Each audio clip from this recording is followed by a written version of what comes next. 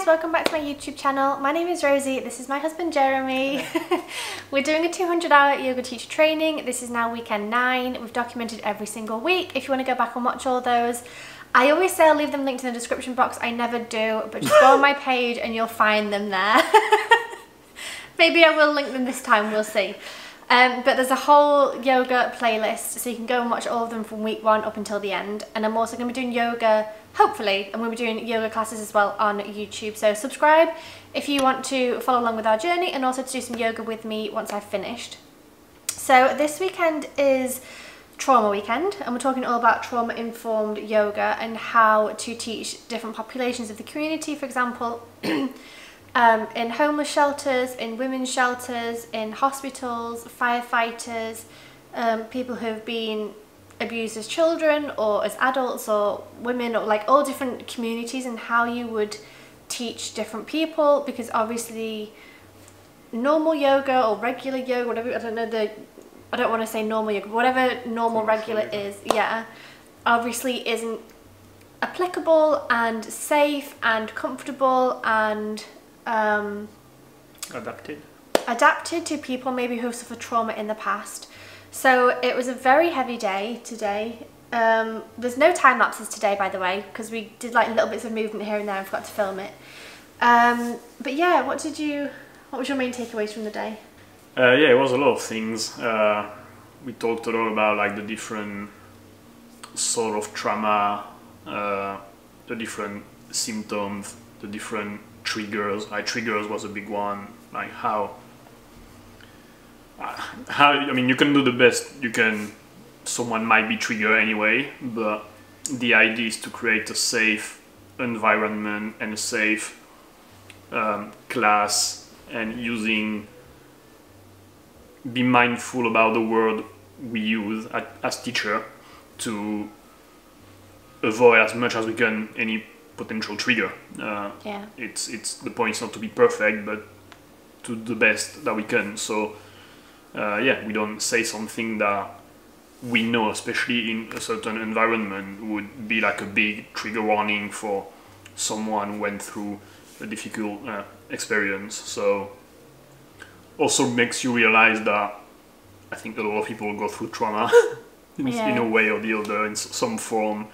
But it's such a broad subject, honestly. Something I think as well is that I think a lot of the time, like initially, like before starting, I was thinking, oh, obviously, you know, survivors of rape or sexual abuse or infant abuse, but it can also be traumas in terms of people who are like a doctor or a paramedic who sees people injured all the time, or, you know, sees graphic content all the time, or maybe someone who's a researcher for animal abuse or whatever it is, and you're going to homes where animals have been abused. That could be traumatic. Or like, it's not just the kind of the direct trauma. Yeah, the ones. Yeah, and also it was direct, and I think it was secondary trauma. Yeah.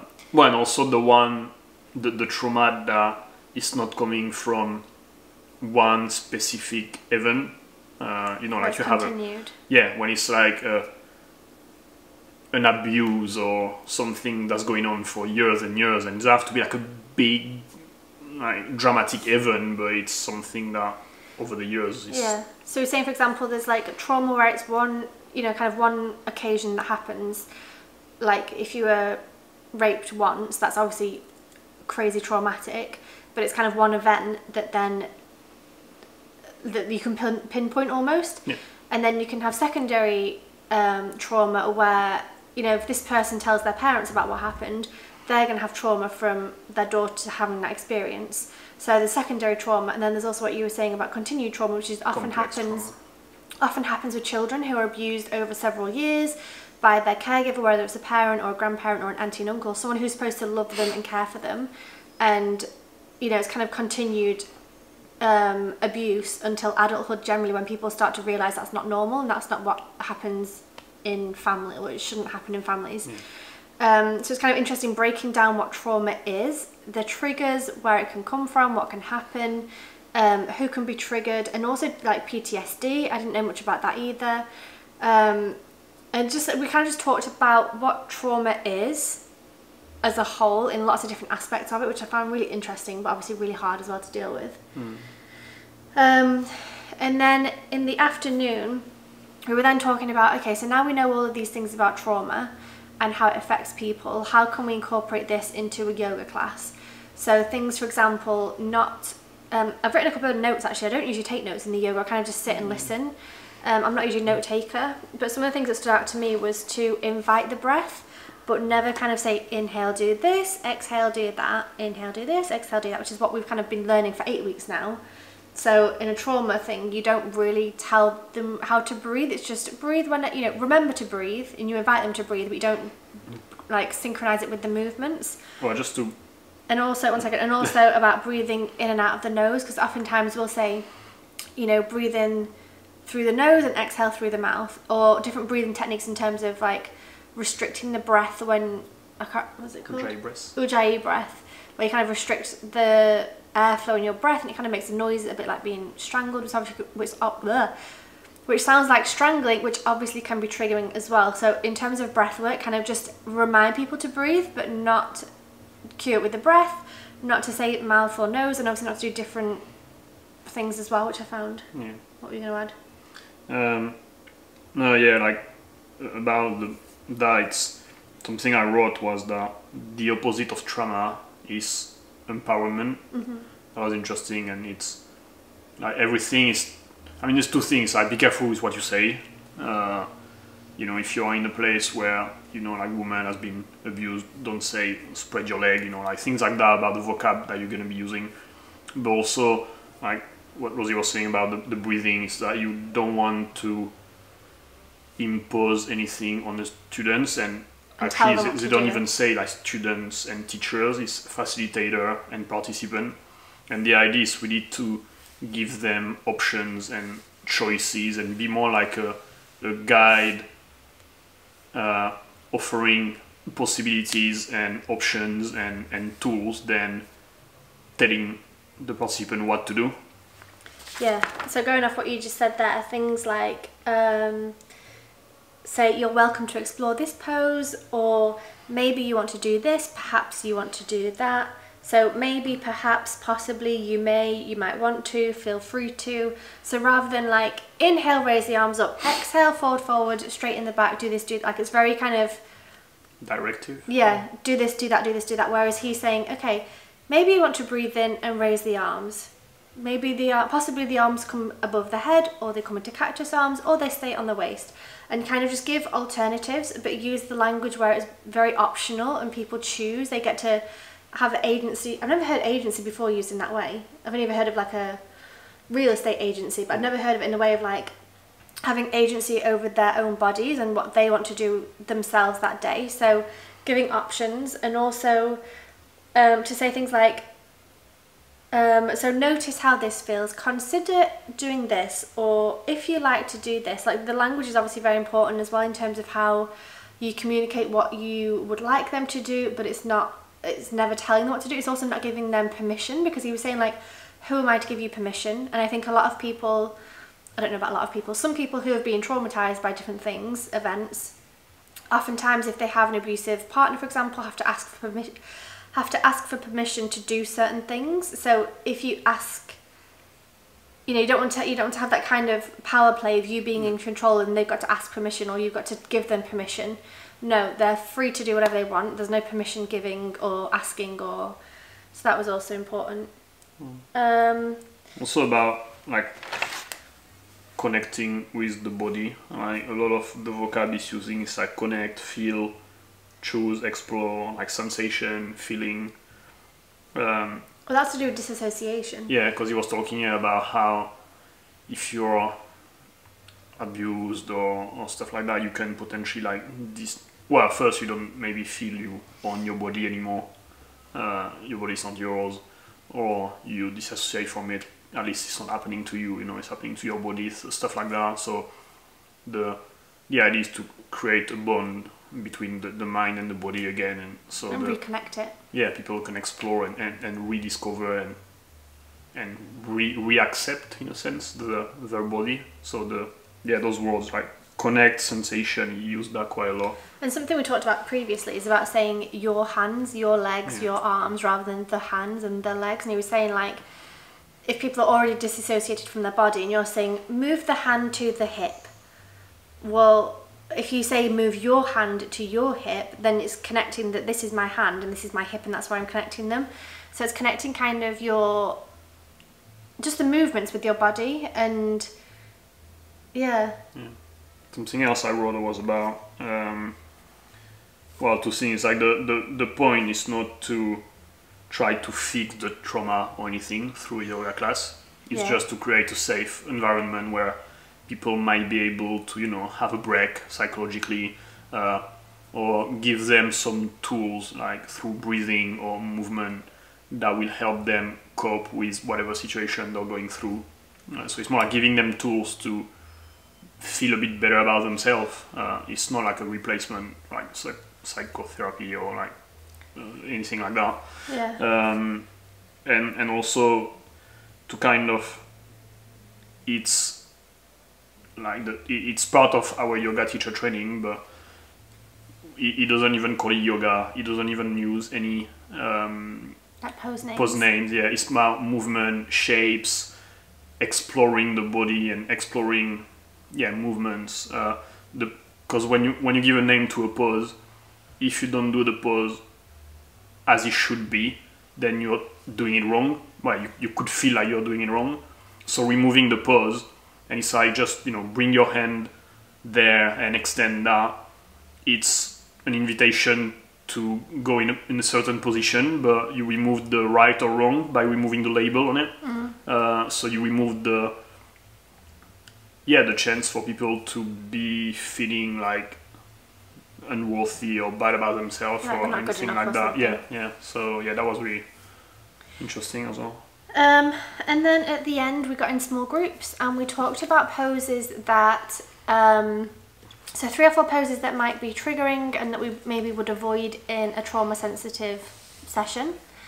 So things like downward facing dog, happy baby posture, shavasana can be, you know, if you're laying down and somebody's standing above you, that can be triggering and scary. Lots of different, like exposed, you know, wheel pose, bridge pose, where your crotch is up, whether even if you're male or female, you know. So there's lots of kind of different. So we talked about different poses that maybe you wouldn't use you definitely wouldn't use in a trauma sensitive class. We talked about alternatives to those. So for example, the alternative to a forward fold might be sitting on the floor with the legs forward and folding forward that way. So not standing up, folding forward, just sitting down, folding forward. So trying to find alternatives. Also, like, and also setting up an environment. So maybe if you do it against the wall. Yeah. So you don't have anyone coming behind you, so you don't have to worry about, you know, anything. Like you know you're safe there in a sense. There's no one behind you. And then we talked about poses that you would use. So we said kind of seated Sufi circles, when you sit down and kind of go in circles. That could be a nice one. Any kind of seated postures, I think, generally seem safe because there's not. I think when you have things like you know. You can see first. Yeah, you can see everything, which is important. You want to avoid any kind of bound, you know, having your hands behind your back and under your bum and things like this, you know, where people can't move easily. You want to avoid, but so poses that you can do. We wrote down Sufi circles, tree pose, warrior 1 and 2. What were the other ones that people mentioned? Seated poses. Yeah, something that was interesting also because, like we talked. It's funny because I feel we think kind of automatically about, for example, like women's shelter or sexual abuse or stuff like that. But the trauma is really broad. Like, I mean, you know, like for us, if you watched before, like about like losing child and having a pose called child pose can be triggering. And happy baby. So he's calling it like wisdom pose. So that's something else. The one that was really interesting that I didn't think about was when you, I don't know the name of the pose, but you lay down on your belly and you interlace your finger like that and you like open your chest, but while laying down, it really look like you're arrested by the police and you're gonna be handcuffed. So that can be triggering, you know, it's nothing about like domestic abuse or sexual abuse, it's like another, it can be triggering for like another yeah, police and brutality. from other people, you know, that was something that I didn't think about. And someone said about standing with your legs spread is often what police do before they arrest you as well. Yeah, you stand with your legs. wall. Yeah. Yeah. So different things like that. It's not just about, like you said, not just about sexual abuse. It's also just people who have been arrested, people who have police brutality, people who are like abused as children, or like all these different like. And that was the interesting thing. We were talking about what, you know, what poses would you do, which poses wouldn't you do, and it's hard because it kind of depends on who you're teaching. If you're teaching a women's shelter where they've all been sexually abused and sex trafficked and all these kind of things, obviously you would use different poses than maybe men in a men's prison, or maybe doctors in a hospital, or maybe firefighter and police. I'm intrigued about that. Like, we didn't talk about it like too much. Yeah. And I wonder what I should be careful with firefighter, police, doctors. I wonder where I would put more attention. Because obviously, like in a general kind of community class, yes, you might have somebody who was raped, yes, you might have a police officer, yes, you might have a doctor, but they're just doing like a general class. Whereas if you're doing a specific class for a specific population, you're not really going to have two completely different scenarios. So it's interesting to think about like which poses work and which ones don't for certain people, and why don't they work, and what could you do instead of that, so that they still get the benefits of the stretching and the movements, but they're not doing these poses where they feel vulnerable or... Yeah, because like if we take the example of like the forward fold, I understand about shelters, about prison, because obviously exposing your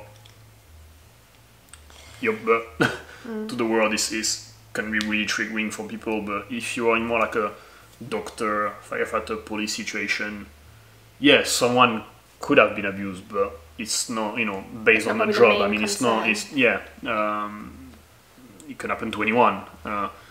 But the reason you're going to these stations or whatever, it's not for that. It's because they are dealing with trauma on a daily basis. So where would you put your attention there? I'm not totally sure.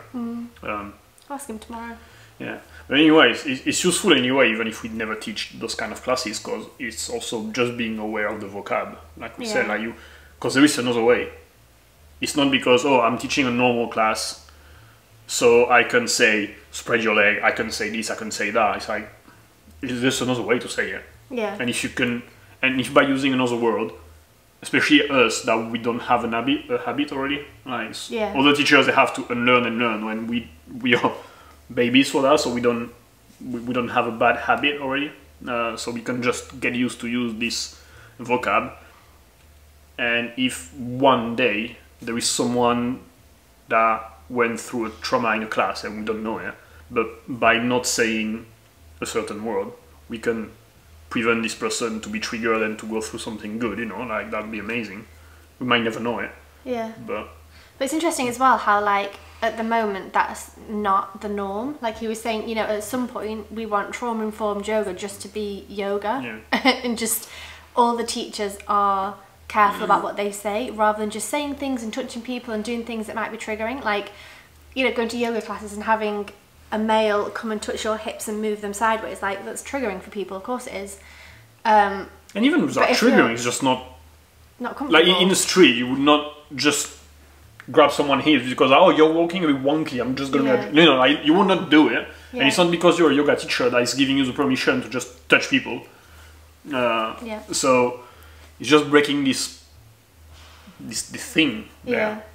So it'd be nice if at some point, like, all teachers just teach trauma-informed yoga, but just call it yoga, and just be like, we're not going to use language that might trigger you, we're not going to touch you in places, we're not going to ask you to do certain things that maybe, you know, like, it's just all about education and respect, about, like, vocab. Like, there's no, like he was saying, there's no reason why, you know, it doesn't have to be anything special. Like, it's just being careful. But it's not like a, you know, we're not asking you to do backflips, like, just maybe don't say spread your leg, just maybe don't touch a woman on her hip, just maybe don't do these things. Like, it's not a crazy difference. But I understand for people who've been teaching 20 years, it might be hard to, like, unlearn all that and relearn.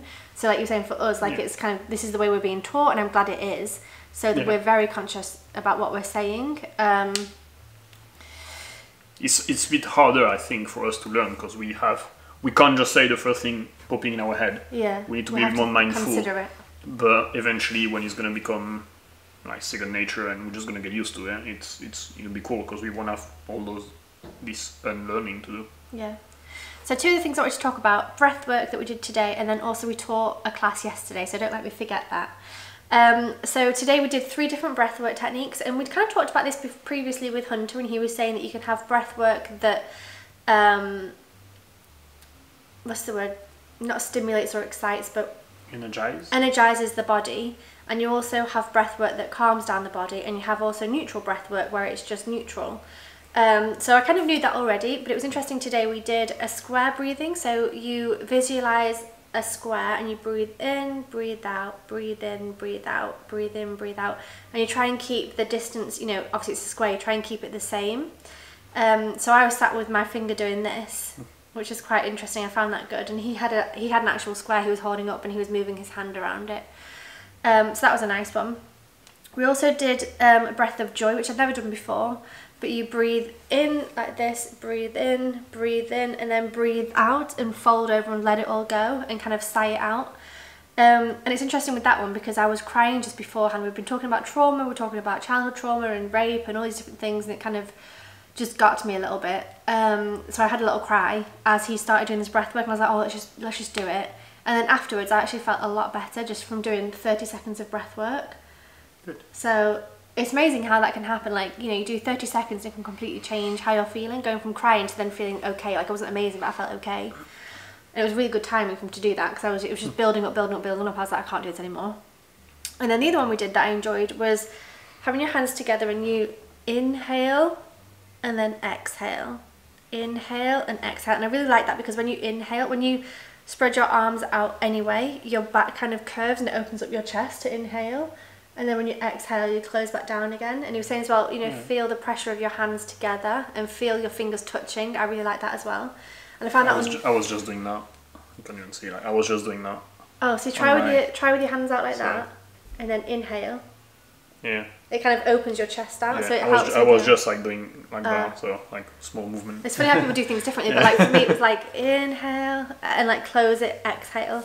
But I really enjoyed that one as a really kind of grounding one, and something that you could do even just like at the office, in the supermarket, waiting in the car, do whatever you like, wherever you are, at the airport, anywhere, you can sit and just, you know, 30 seconds, just sit and do that, and it'll really calm you down and kind of ground you a little bit. And I think that's something that I need to learn to do because I'm quite a stressy person. I have a lot of anxiety. So I think we'll try and do that next time before one of my sales calls, like just sit for a minute, like 30 seconds or a minute is not long, but I think it really does help to focus you a little bit and just bring you back down to earth a little bit if you're kind of feeling a little bit away. Out there. Yeah. And then the other thing, so yesterday we invited some friends over to teach, well, for a barbecue, but also there's we invited 4 friends over for a barbecue evening and some drinks and things, and use the hot tub and have a nice time together. One of them is a yoga teacher who's been teaching, I don't know how many years, but a long time, and he teaches quite a bit. So he's like super professional yoga teacher. And his girlfriend Maria, she's done a little bit of teacher training, but she practices a lot of yoga as well. So she doesn't teach, but she practices a lot, and she's done a lot of different classes with different people. So those 2 are super experienced. And then our 2 other friends, one of them does yoga here and there, maybe a couple of times a month. Doesn't really enjoy it, but she knows it's good for her. And then the guy is into fitness, but not so much stretching. So some of the poses were difficult. So it was really hard. Well, there was a lot of things that threw me off. So Jeremy did really well. So Jeremy did like 20 minutes of warm up, and I did 20 minutes at the end. But I think for me personally, I got thrown off in a couple of different ways. So first of all, we're supposed to start at 4:30. They arrived at 6:30. So already I was like, okay, we're 2 hours late. It's getting dark, we need to do the barbecue, we need to be outside, but I also want to practice yoga, and it was kind of like, that threw me off. Yeah, so I made it quick because of that. Yeah, and then because they were 2 hours late, Jeremy would like plan beforehand what we're going to do, and Jeremy was going to do like this, and it was my turn, so I kind of knew when I was going to get ready for me. And then Jeremy decided to skip out 2 flows, and was like, you can go now. I was like, oh, I'm not ready yet. So now it got to me and I was like, oh shit, okay. And I'd written it all out, I've got it here. I'd written it all out, and like I'd written down, for example, right foot warrior one, revolve triangle, warrior one, pyramid pose, and then back down, and I hadn't written the left side, so then I had to go back and be like, 1 minute, stay in there, let me figure out where I'm at again, because I hadn't written it down, and I think I was too much on the paper, and rather than like watching them and just feeling it. And I feel like oftentimes when I teach, like when I was teaching you that time, I taught you for an hour, like yeah, I had the poses written down, but I also was just watching you and seeing what felt right. Whereas this time I was super, I think it was the pressure of having a yoga teacher, having the time pressure, you'd not done what you were going to say you were going to do, so that threw me off as well. It was just like a whole lot of, so I really didn't feel like I did well. Like I completely forgot all my cueing. I was just like, okay, we're going to do eagle pose, so what's this word? And you were like, wrap. And I was like, yes, wrap your right leg around your left leg. And then all four of them are doing different things. It was just like, oh God, no, okay, don't do that. Stand up again. Like, for me, I just found it really hard. How was your experience? It's nice practice again. I mean, I also think now I'm super critical. Like, I think things seem worse to me than probably they actually are. no, but it's not about that. I mean, you can't compare yourself to a yoga teacher that's been teaching every single week, how many times a week for how many years. It's just like when you started photography or video, you know, it's the same. Like but it's not that I'm comparing myself to him. It was just that I really wanted to do well. Like I had put a pressure on myself of doing well. That's the thing, and you put so much pressure on yourself that you end up freaking out. Yeah. And like my heart also, was pounding. You know the flow. Yeah. But this you, is what I mean. wrote it down. I had to read it rather than just knowing it. Like you know it, but you're relying on your paper and not your brain. Yeah. Where you would have relied on your brain, you would have been fine probably. Yeah. But because you didn't write the other side, you got lost when. Yeah. So, or like I knew it. Because you didn't trust yourself that you could do it, so it's just. And like my heart was pounding, my palms were sweaty, I was freaking out, and at one point I was like, oh my God, I'm freaking out. Oh. Like when I'm freaking out, I just say I'm freaking out. I can't just be cool. Yeah, that's something you need to learn. Yeah, so I think that like threw them off a bit as well because they were like, oh God. Yeah. Like I enjoy the Shavasana stage. I enjoy the relaxing stage. But like I said to Jeremy, I don't think I mentioned it in a video, maybe I did. I feel like the more I learn, the less qualified I feel to teach, because at the beginning you kind of think, oh, I do yoga, I can teach it. And then when you start to learn, especially because it's not just the yoga poses and the traditional 200 hour, it's like all the extra like teaching different communities, people of size, people who are pregnant, people who are traumatized by this, that and the other, and like just all like people of different ages, people of different abilities, people with knee issues and back, like the whole thing. Like I feel like I know I obviously know way more than I did when I started, but also there's a lot more that I know I don't know, which is what we talked about previously. And like the more I do, the less qualified I feel to teach, which I find daunting. So now I'm thinking, okay, like we'll see how I get on with it. I mean, we're still, we've got 2.5 weeks left. Not long. I think I just need to practice as well. I think practice cueing as well, because I was we're doing the weekend, but we're not practicing during the week. No, and Julian was saying as well, like you can never give too many cues. So if you tell people like where to put the hands, where to put their elbows, where to put the knees, where to put the feet, where to put this, that, like you can never really give too many cues because it's always going to help somebody. Yeah. And whereas I was just like, put your right foot forward and come up into warrior one. Well, if somebody doesn't know warrior one, I forgot to say like, plant your left foot down, bend into the front knee and raise the arms up above the head. I was just saying, go into warrior one. Okay, now go into triangle pose. So you straighten your leg and bend over. Like I was just like, the cues were crap. Yeah, but again, practice. No, I know, it's not a bad thing. I'm just saying, like, just talking about my experience. Like, obviously, it's just practice I need to learn. It sounds way easier than it is. When you hear, like, a yoga teacher, like, like, blah, blah, blah, they just speak like it's... And even, like, he was saying to us afterwards, he was saying, like, you need to practice on your cueing, so say, you know, plant the right foot, engage the core, raise the arms, reach up high, open the chest, pull the shoulders down, like, power through the toe, like, do this, like, and it was like, everything saying, like, well, I know to do all that, but then I can't communicate that when I'm teaching, just to say all of that, like it. Yeah. I think I need, so what I'm going to do, my plan is, oh, we're going to run out 1 second.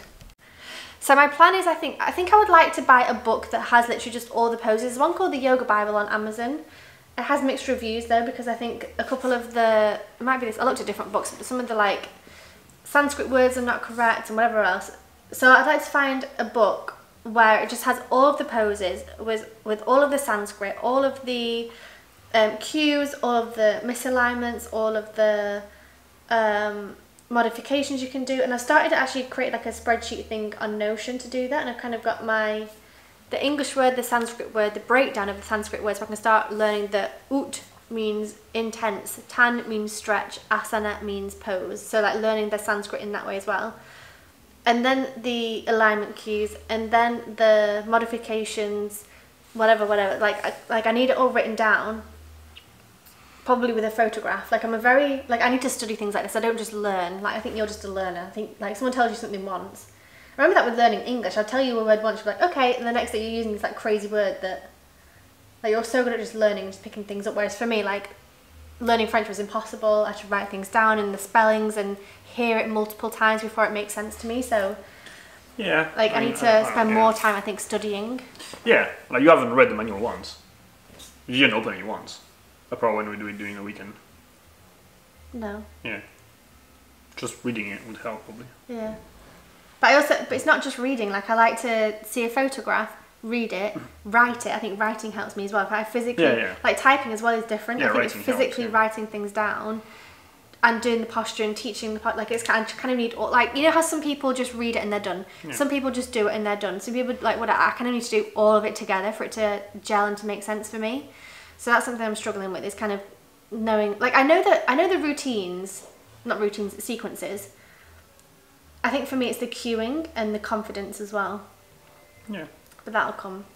I wonder if we should give ourselves homework where we like teach each other, and or something I'd like to do as well is do sort of like, okay, I say to you Udkatasana and then you just do it, and I could just say the Sanskrit words and like test each other and be like, okay, so you do Udkatasana and then tell me the alignment cues, or tell me, like, do you know what I mean, like do some sort of like homework thing together, because I think that would help me a lot. Yeah. So yeah, we can do that when we're done with the training. Yeah, Jeremy's not got a time at the minute because he's working full time, doing the yoga, doing the podcast, doing my program, doing a lot of different things. And we need to watch and do classes for training. Yeah, I'm way behind on that as well. So that was day one of the trauma weekend. So it was a lot of information. It was a lot this morning. I like cried a bit and got emotional. And this afternoon. Did you cry this afternoon as well? Yeah, when you're supposed to talk and share your experience. Oh, about what I'd... Oh, yeah. Yeah, we were kind of all talking about what we'd kind of picked up from the morning and what we'd learnt or whatever. And my one was... I wanted to say that, like, I really enjoyed the breath work. But do you know something I think as well? He was asking people to read out randomly. He'd say, Jeremy, can you read this page? Rosie, can you read this page? And, like, my heart was pounding. My palms were sweaty because I'm dyslexic and I hate reading out loud. And this is what I hated in high school. But also in high school, I would read ahead. You know, they would say, Rosie, you're reading chapter 5. I would read chapter 5 over and over until it was my turn. Whereas this, it was just like, new slide, Rosie, can you read this? And so I sent him a message saying, please don't ask me to read, I'm dyslexic and I hate reading out loud. The next person he asked, Rosie, can you read this slide? He obviously didn't see the message, so that panicked me. Like, I knew I was going to be called up, I knew I didn't want to do it, and I knew I was going to freak out. So I was anxious because of that. And then we had to talk about our experience. And again, it wasn't talking when you wanted to talk. He would say, you know, well, he went for everyone. So. Yeah, but you never know when you're going to be next. Yeah. So that as well I don't like knowing I'm going to have to talk, not knowing what to say. Like, that stresses me out. So like if I want to talk, I'll be like, hey, I've got a question, or hey, I want to say something, and then I'll talk. But being told to say something and not knowing when you're going to say it, that freaks me out as well. So that was, yeah, probably. Some trauma there. Yeah, probably. But I mean, still. So like when it came to us, I was like, oh, no, it's me. And then I wanted to say about the breathwork I found really interesting. Like doing these two other ones I really enjoyed. And I thought about talking about my experience, but I didn't. So I just kind of freaked out when it got to my turn. I was like, this is a lot. It's a lot, and I just started crying. I was like, I'm crying again because I'm a crier. Sorry, like apologising, but. Anyway, so it was an emotional one. It was a lot of information again, but it was good. Overall, it was good. I feel happy. It's just a lot, isn't it? It's a lot of learning. This whole thing is a lot of learning. Yeah. I slept all lunchtime as well. I ate my breakfast at like 11 and I slept for an hour because I didn't sleep last night because I was thinking about the yoga that I'd taught and how rubbish it was and how I need to do this trauma weekend and how I'm going to cry all weekend. And so I think I need to meditate. I think I need to do more yoga. I think I need to sleep. Anyway, that's the end of day one. God, I'm in a chatty mood today. Chatty Cathy. That's the end of day one. We'll be back in 1 second to talk to you all about Sunday, day 2. Bye. Okay, we're back. I told you it'd be 1 second. So today's actually Sunday, and we continued on from yesterday in terms of the trauma-informed yoga. So what did we start with? Jeremy's going to help me because today was like a lot of information in terms of like keeping it all I feel Sundays order. are for me every time. Yeah. So, No, I remember a lot of this one. I just don't remember the order. So what did we start with? The order. Well, I'm not sure what we started with. Okay, good. I think we started with the kid. I think we talked. Yeah, from what I remember, we talked about ACE. child trauma and how it's categorized and how it's measured, I guess, for want of a better word. So there's a program, not a program, there's a test, an ACE test, and there's 10 points, there's 10 different questions basically, and every time that somebody's affected by one of these, they get a point. So you can have kind of 0 out of 10 up until 10 out of 10.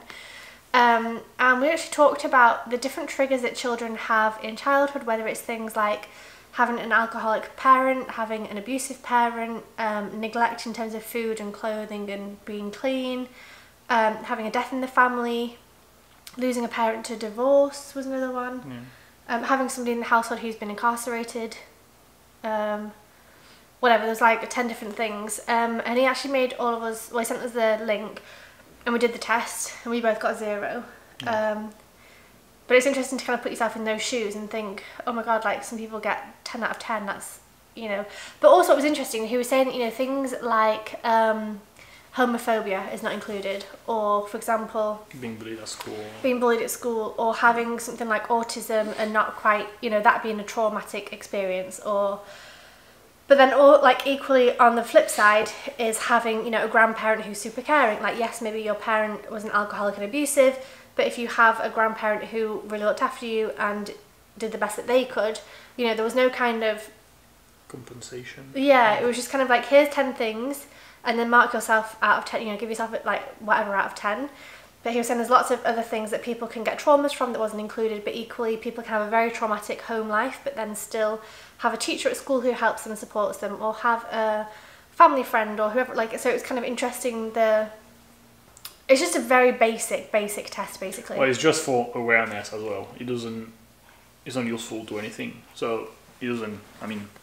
Well, didn't they say that the physicians and thing would use it as just like a baseline, like... Yeah, I guess it sounds like a therapy or like whatever, a first step, like, okay, first step, what score are you out of 10 on this ACE test? And then I guess then you can kind of go deeper on the issues. So it's really interesting to talk about that, and all the kind of...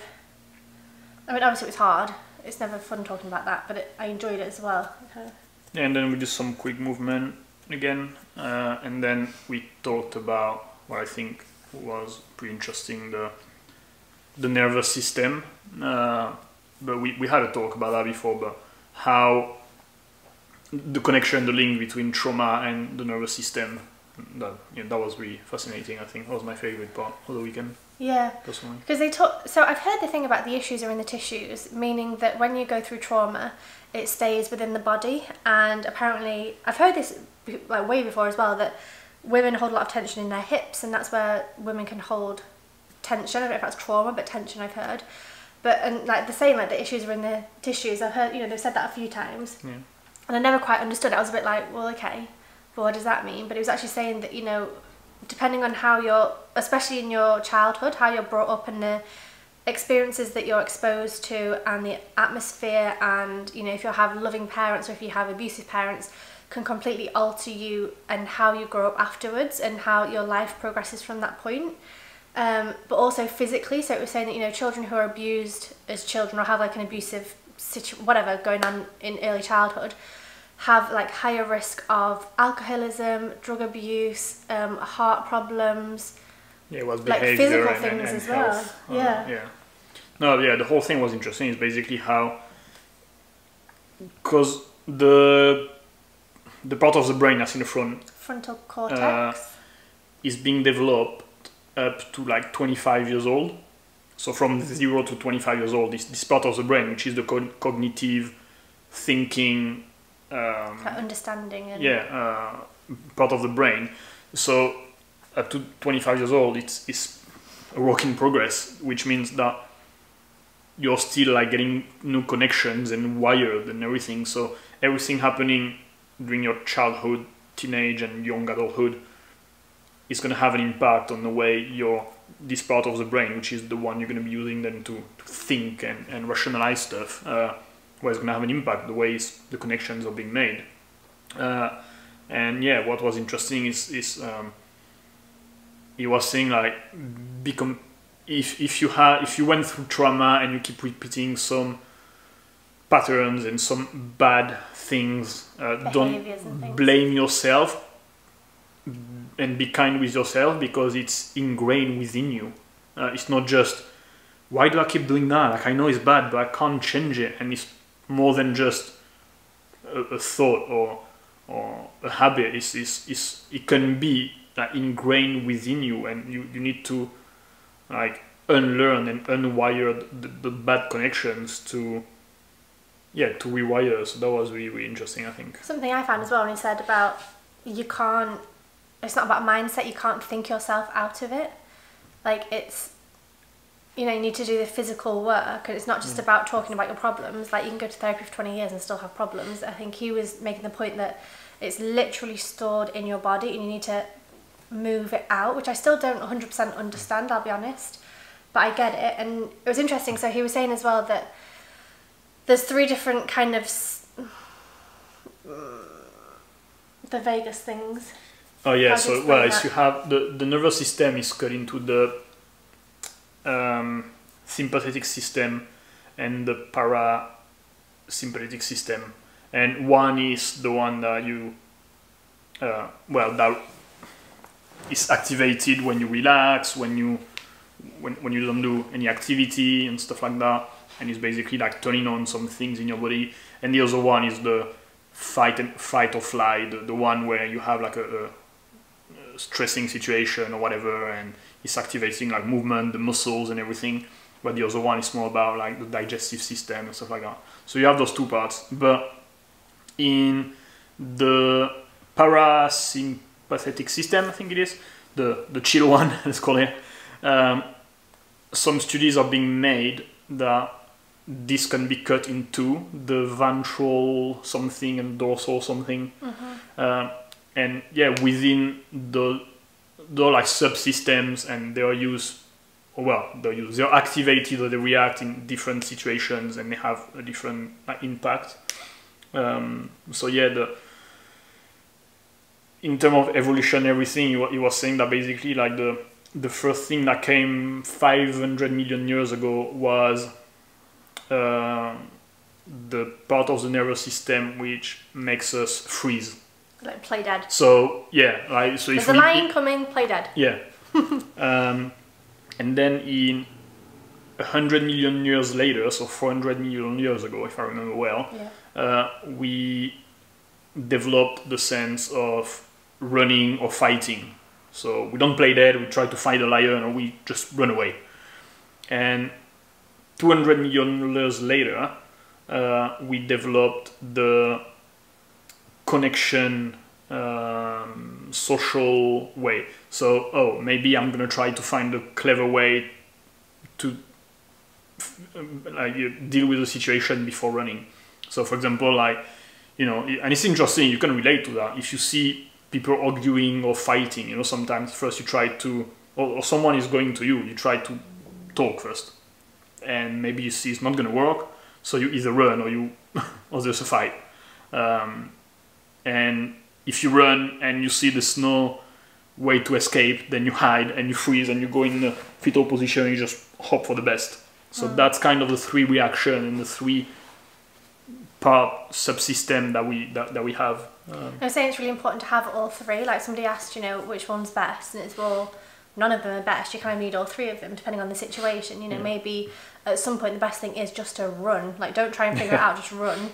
Whereas sometimes the best thing is just to sit still and do nothing, and then other times it's more about the rational kind of figuring out whatever. Yeah, and also how some people are more adverse to risk is because they have a mismatch and not the right response. They don't activate the right subsystem according to the situation. So some people might be more risk takers, or or some people freeze really easy, or so that's how you have like different people reacting differently because the different systems are activated. And then the other part as well was kind of either stepping into a situation and feeling fearful of everyone and of your life, and like not knowing, like thinking somebody's going to come and get you. So always being hypersensitive and hyper aware and like, oh my god, what's going on, like danger everywhere. Yeah, or the opposite, like Jeremy said about they don't notice the dangers, so people often do really risky things because they don't notice, like they don't sense it almost, or maybe they're just used to. I don't fully understand it all. The cause is different, but it's just the rational thing would be to act in one way and push the boundaries a bit further away. There's something we talked about actually was about how the body physically reacts, and he was saying that the body never lies about what has happened and what is currently happening, which was really amazing, because then he talked about the fact that sometimes your body just shuts down and it's just like, no, you're done, can't deal with this anymore. And I actually created a video a couple of weeks ago, I'll link it here, where I kind of talked about my mental health a little bit. And basically, a couple of weeks ago, I felt dizzy the whole week. I felt like I was been like car sick, or I've been on roller coasters. I don't like roller coasters. And I also almost fainted a couple of times. Like I was having a conversation with one of my photography students. All of a sudden, like I fainted a lot as a child from pain, mostly things like that. But all of a sudden, like I went whoop, and I was like, I need to like lay on the floor. So I put my computer down and laid on the floor. Like within a split second, I was like on the floor, like felt like I was going to faint. And actually a few times throughout the week I thought I was going to faint, and I had no reason why. Like I still don't particularly know what was stressing me out, but obviously something I think was triggered. Maybe with the yoga conversations, or just stress from all the things I've got going on. But it was interesting that, like, you know, I was a bit like, I don't know what's wrong with me, I don't know. And Mum was like, oh, you might have COVID, but it doesn't sound like the symptoms. But you know when something happens physically, and it's not like, oh, I'm thinking about this awful thing that happened 10 years ago, therefore my body's going to react and I'm going to faint. It was just that, like, I don't know, I just felt off the whole week, didn't I? I just felt seasick and car sick and well, you went fainting. through the different process that I was describing. Like at the beginning you thought you couldn't handle the situation, and then you went into really like a few days of really stress and anxiety and everything, and sometimes it was going to like fainting, freezing. So it was really interesting. It's amazing that, like he said, you know, that you can't just talk yourself out, but you can't just be like, okay, I'm not going to be stressed today, or I'm not going to be anxious today, or I'm not going to think of this thing. Like your body just reacts however it reacts, and it's like I didn't even think about it, so I had to take a week off work to kind of like chill the fuck out and not be so stressed. But it was interesting then, like, to listen to all that and be like, holy shit, that's what happened to me. And like 3 weeks ago, I had no idea what had happened. I was just like, I felt weird all week, I think I'm stressed, I almost fainted, didn't understand it. And then watching that today and talking about it today, I was like, oh my god, my body was like in fight or flight. Like, no, just cut everything off, you just need to faint because your body can't deal with the stress anymore. Yeah, and the bit that was super interesting was about the number. He said that the body treats 40,000 of information per second. So 40,000 information per second. So it can be like sights, smells, touch. But we are unconscious of it. Anything. Yeah. We're not aware of it.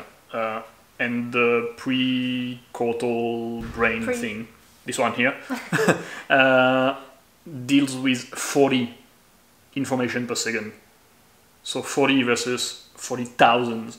So, and basically the body gather information through, you know, like the temperature, many things, everything, the eye, and only 40 of them are raised basically to the brain, say you need to pay attention to those ones.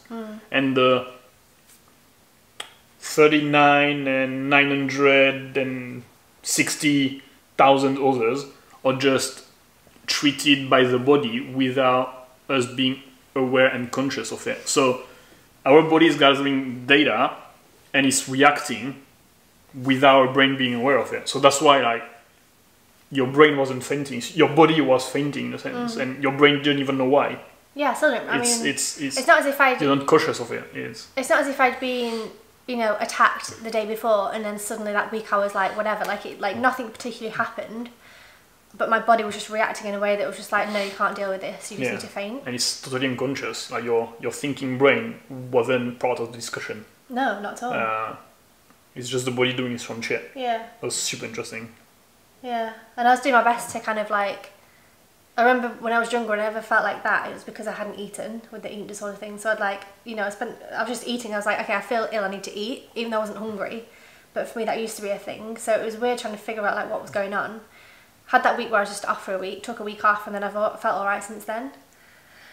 But it's interesting knowing that like the body reacts however the body's going to react, and it's not like, I think what you said, you can't think yourself out of a situation, that one stands out. And also the fact that, what was the other one I said? I said it a few minutes ago. Anyway, the other one that I said really stuck out to me. It made me think about like, you know, what comes first, like the thought or the body reaction, like how everything is connected, you know, and if you think, if you have a happy thought, then the body is gonna create happy hormones and chemicals.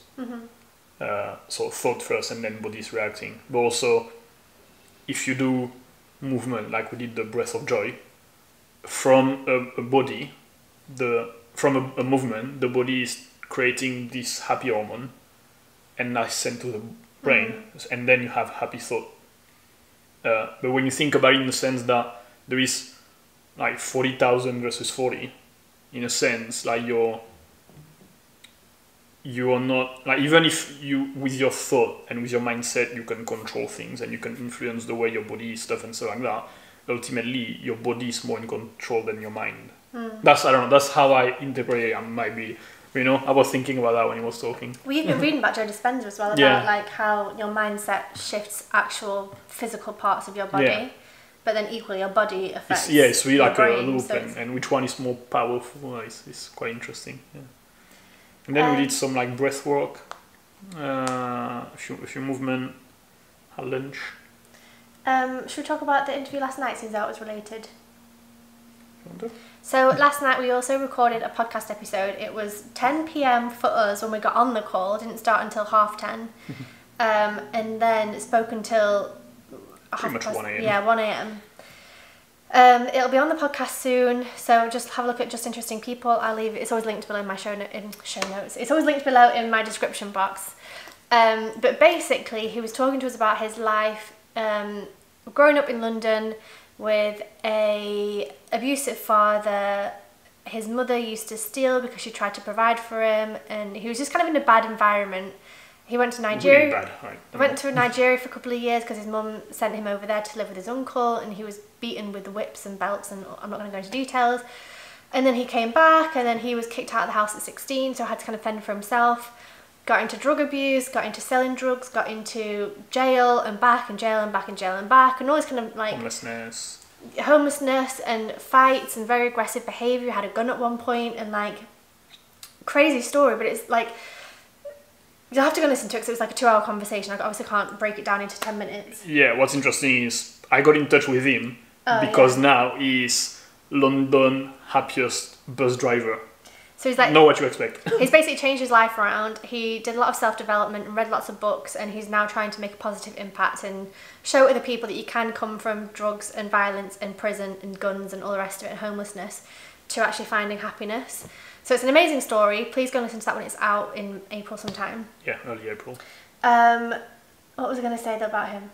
Yeah, so it's super interesting how, like, you know, everything he went through as a child, watching his dad beat his mum, watching his mum stealing, watching his mum's second wife abuse her, you know, like getting in with the wrong crowd, all these different, like, lots of different things happened, I think, when he was younger, not having enough money because his dad would spend it on drugs. So struggling in terms of clothing, and I'm guessing he didn't mention food, but probably, you know, it's kind of all these different things. If he was to look at the ACE test, he would have scored pretty high. He probably did, like, yeah, he would have got a lot of points from that. And then it's interesting to have that conversation last night between the Saturday and the Sunday of a trauma weekend of the yoga, and just see so clearly today, being like, well, obviously he had a fucked up life and went into drugs and all the rest of it because he had such a traumatic childhood, being like whipped in Nigeria by your uncle because you didn't clean the car properly, and like bleeding and, you know, opening wounds, and like, it was just like, he's had so much trauma, yeah, and obviously, like, of course he then went into bad habits, and of course he got into trouble, and of course all this happened because he was just doing his best. And that was the other thing as well, was that, you know, people often make the same mistakes and the same behaviours because it's just what they're used to, and it's just the comfort zone. And it's like, he kept saying in the interview last night, like, you know, I would say, okay, this time I'm not coming back to jail again, and he'd easily slip back into the drugs, slip back into whatever, and then get back in jail again. And it was, you know, it's the comfort zone, isn't it? Like, just doing this, like, repeating the same patterns. And that's all you know as well. And it's, but also from what today, like, it's not even like a conscious decision a lot of the time. It's just how your body and your brain reacts to how you've been brought up, and the things you're exposed to physically affects your body and physically affects your brain, and how you process information and how you get yourself into trouble, and not seeing the warning signs, and not knowing that bad people are bad people, and taking risks. And he was like a prime example of that, basically. So it was really interesting having that conversation last night between yesterday and today, and kind of just seeing so clearly, like I don't know if he... The impact and also being told his whole childhood he's a bad child and he shouldn't smile because he's got an ugly smile, and it was a lot. Like, always being put down all the time. So you think, well, if I'm a bad person, I may as well be a bad person. Like, you already think I am. And anyway, so that was last night in the interview. So go and listen to that when it's out. But then we had lunch, and then this afternoon was with Adrian. What did we start off with him? We talked for a bit, just sharing experiences and things like that. And then it was really about how, okay, now we have all those knowledge, and how do we apply to different situations. So he took us through a quick practice, and then one of the group, 3 students of the yoga teacher training, taught a class, and we had discussion about, that was a normal class, that wasn't a trauma-informed class, but how, like, what was said or what was done during this class that should be changed or should be adjusted for a trauma-informed class. So discussing about the wording and some postures and stuff like that. So that was interesting. You know, for example, like the one I wrote down was about, like, in yoga, you always hear, like, hands in prayer, set an intention, whatever.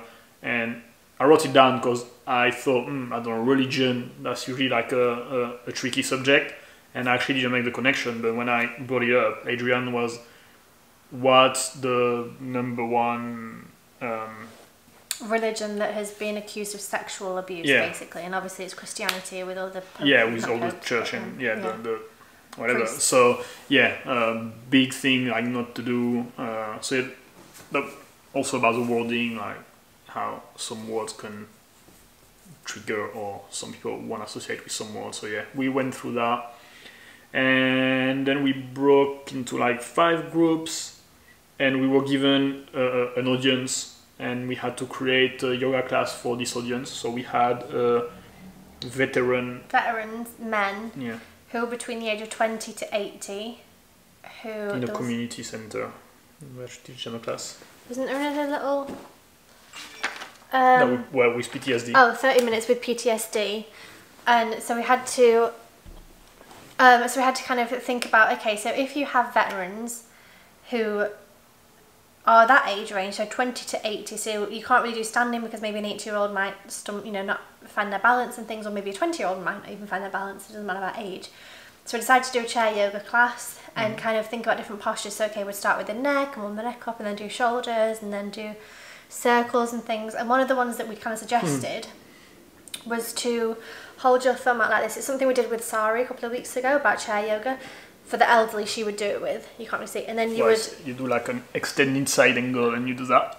Like an archway over, and it's about like hand-eye coordination, and also about stretching and moving. And he said that for him, like, this is like holding a gun, as in to shoot people.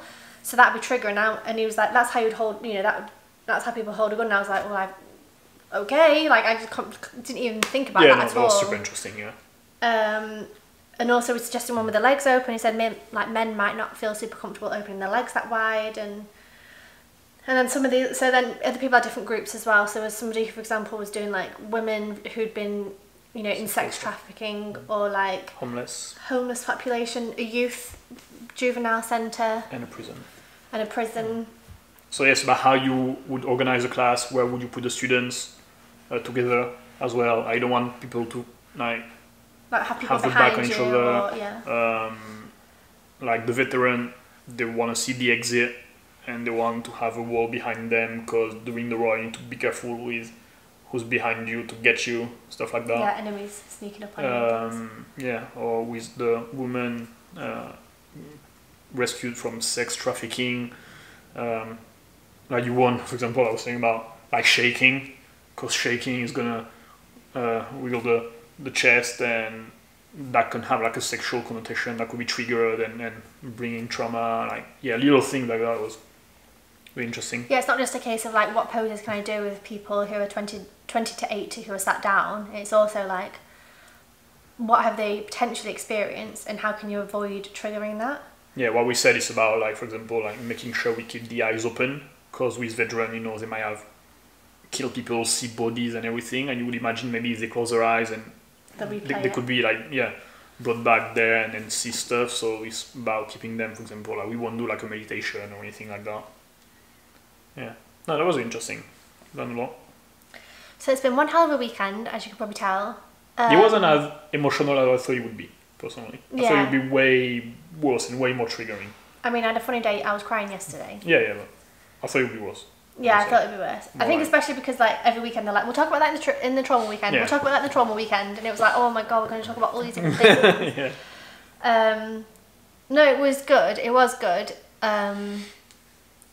I feel like I said the other day though, like the more I learn, the less I feel capable of teaching, because now it's like, okay, well if you, and he was saying as well, the point is that you don't want to have normal yoga classes and then trauma-informed yoga classes. Why can't all yoga classes be trauma-informed or trauma-sensitive, whatever words you want to use, so that even if you're teaching to 80 people at a community centre or, you know, community yoga class, nobody is triggered because all of the language you're using is very specific and very careful and very thought out, rather than potentially offending somebody because you say spread your legs and get on all fours, or because you potentially say baby pose, or because like all these different things that can trigger people. So it's just like another thing. It's like we need to know the poses, the like cues, the Sanskrit, and also all the language in terms of don't say slowly or gently or comfortably or fast or slow. This one was the extreme. That's really for a specific case.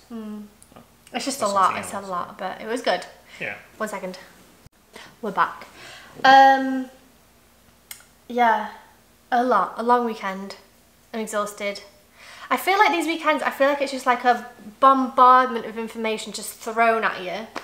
And then for the week then I'm like, oh my God, I don't even know what happened. And then the next week it's like, wow, here's a load of other stuff to throw into your brain. And you got to try and figure out what's going on. Do you not feel the same? Yeah, I don't know. I mean, I like it. I feel like at the beginning it was a lot, like easier or slower, but I feel like the more we do, the more information we get every weekend. Do you think? It's just because we're used to it, I think. Yeah. Just getting used. It's a lot. Yeah, I'm enjoying it. I'm really enjoying it, but it's a lot. Yeah. And then after class, me and my two co-teachers, whatever you want to call them, in my little group, we had a little bit of a discussion because we're teaching in 2 weeks. I think we're the last group to teach, and I think the last group to teach, I think we're going to be doing it on our last day as well. So we're thinking about kind of a theme of kind of reflecting back on the yoga practice and where we started and where we're at now in the future, and try and have a really positive class. I quite fancy doing a long shavasana because I feel like all the shavasans are literally a minute, or they feel like a minute to me. Like I need a while to settle down and like actually chill out from shavasana. So I fancy doing quite a long one. One of the girls is a DJ, so we might include some music. I'm giving some hints here if anyone's watching. Like I'm excited, but I'm so nervous, especially because he told us like week 2 or 3 you're going to be doing it, week 11. So I've had like this build up from like 8 weeks now, building up, being like, oh my God, we're teaching in 5 weeks, oh my God, it's 4 weeks, oh my God, it's 3 weeks. Now it's 2 weeks. So I think I'm going to freak out. I think I'm going to lose my setting, like my words and everything, but I just need to like plan it properly, go through it several times, teach you several times, and have it in my head and not have to read it out, especially because Friday was not a great teaching experience for me. It'll be fine. You say that because you don't get stressed about anything, you're just chill. Chill, Jeremy. I was more nervous than you were when you were teaching. Yeah. I was so nervous for you. You'll be fine. Yeah. Anyway, so that's it for this week. We'll be back next Monday with week 10. So make sure you subscribe if you want to find out more about the yoga teacher training. Only 2 more videos. Only 2 more videos until I start teaching, hopefully. We'll see, that's the plan. So make sure you subscribe if you want to. That'd be nice to see you back here again. Make sure you give this video a thumbs up if you enjoyed it. Make sure to check out all my other videos as well. I've got so many videos, so much content on my channel if you're into kind of fashion, travel, lifestyle, Miami, yoga. What is this? I don't know. But not dance. I can't dance. This is my dance move. Anyway, thank you for watching and we'll see you soon. Bye. Bye.